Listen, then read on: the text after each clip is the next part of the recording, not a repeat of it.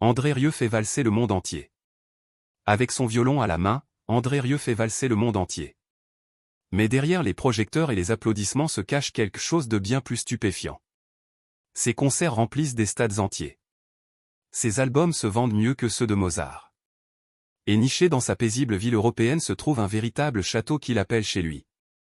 Mais ce n'est que le début. Entre jets privés de luxe, carrosses dorées et un empire immobilier que peu soupçonnaient, sa fortune est devenue presque mythique. La question est, jusqu'où va-t-elle réellement? Bâtir un empire, une valse à la fois.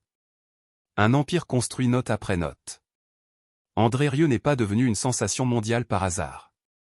Son empire a été construit délibérément, note après note, tournée après tournée, et risque après risque calculé. Né dans la ville néerlandaise de Maastricht, André a baigné dans la musique avant même de savoir lire. Son père, un chef d'orchestre strict et discipliné de l'orchestre symphonique du Limbourg, exigeait l'excellence musicale de ses enfants.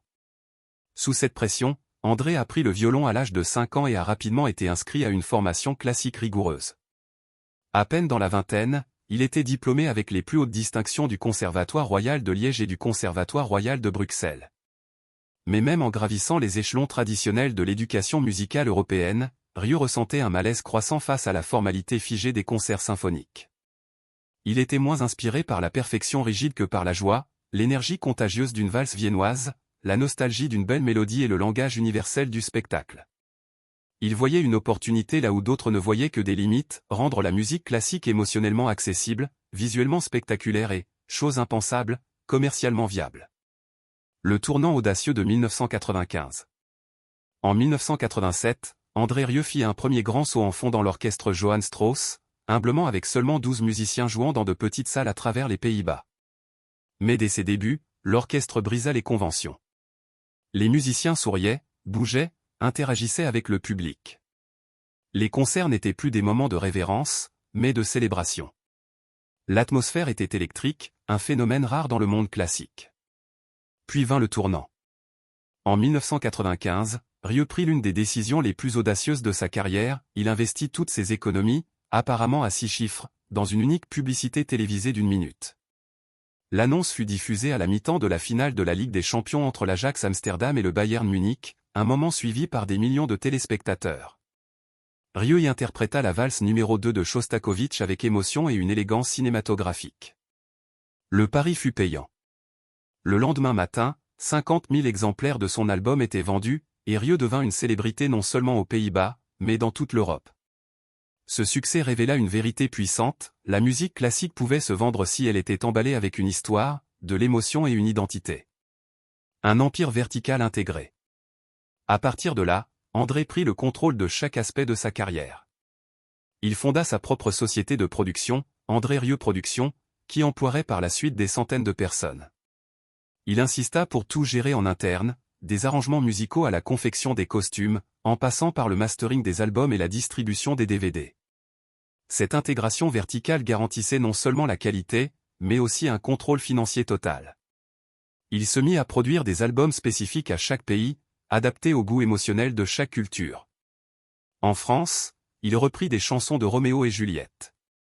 Aux États-Unis, il orchestra My Heart Will Go On du film Titanic. Au Brésil et au Mexique, il adapta des mélodies locales bien aimées en version valse, séduisant de nouveaux publics. Sa vision était claire, la musique classique n'était pas seulement européenne, elle était mondiale. Et ce n'était pas seulement de la musique. Des concerts grandioses, des records pulvérisés. Les concerts de Rieu prirent des proportions grandioses, remplissant des stades et des arènes autrefois réservés aux pop stars. Dès le début des années 2000, il donnait plus de 100 concerts par an, chacun attirant des milliers de fans fidèles, dont beaucoup n'avaient jamais mis les pieds dans une salle de concert classique. Ces spectacles mêlaient virtuosité musicale, théâtre, humour, effets lumineux, costumes élaborés et récits chargés d'émotions. Au fil des ans, il pulvérisa les records. À ce jour, Rieu a remporté plus de 500 disques de platine et disques d'or, avec plus de 40 millions d'albums et DVD physiques vendus, faisant de lui l'artiste classique le plus rentable de tous les temps. Maastricht, le royaume de Rieu. Pour la plupart des musiciens, la ville natale n'est qu'une note de bas de page. Pour André Rieu, Maastricht est la salle du trône de son empire.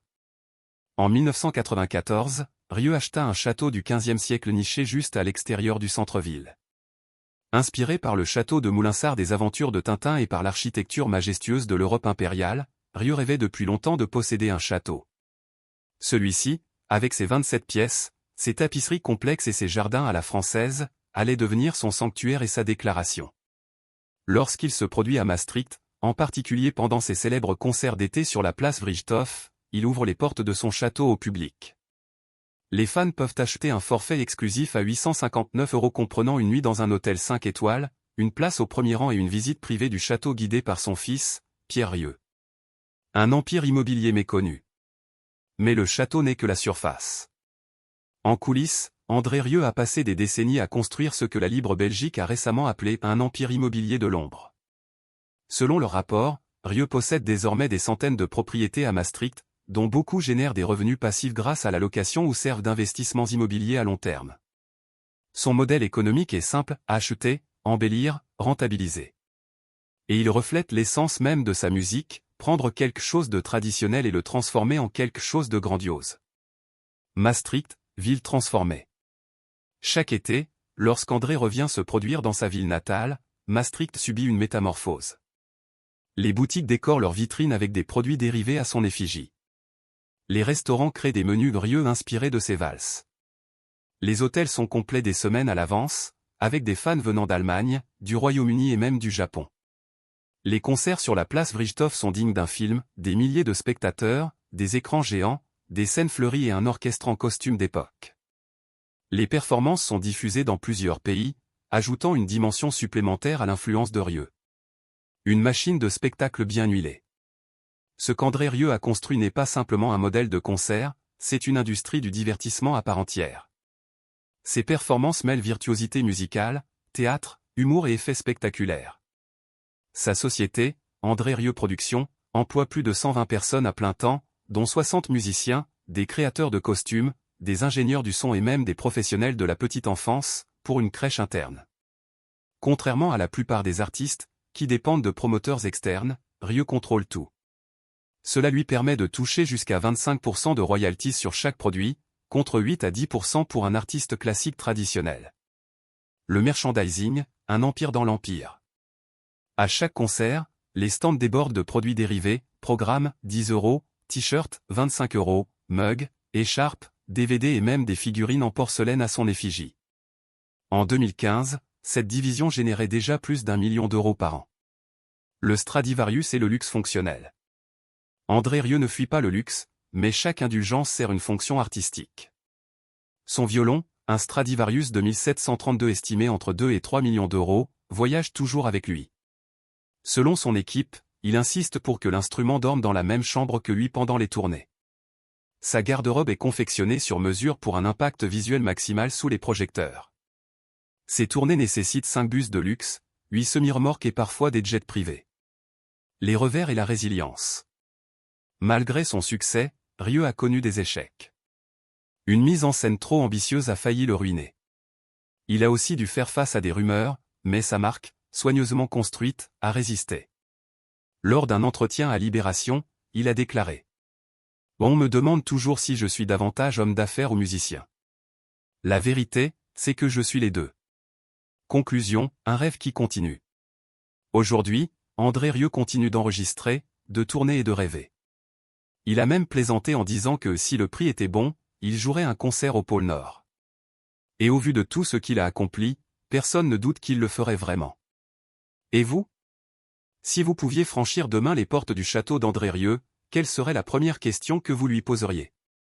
Dites-le nous en commentaire. Et si vous avez apprécié ce voyage dans les coulisses, n'oubliez pas d'aimer, de partager et de vous abonner pour en découvrir davantage.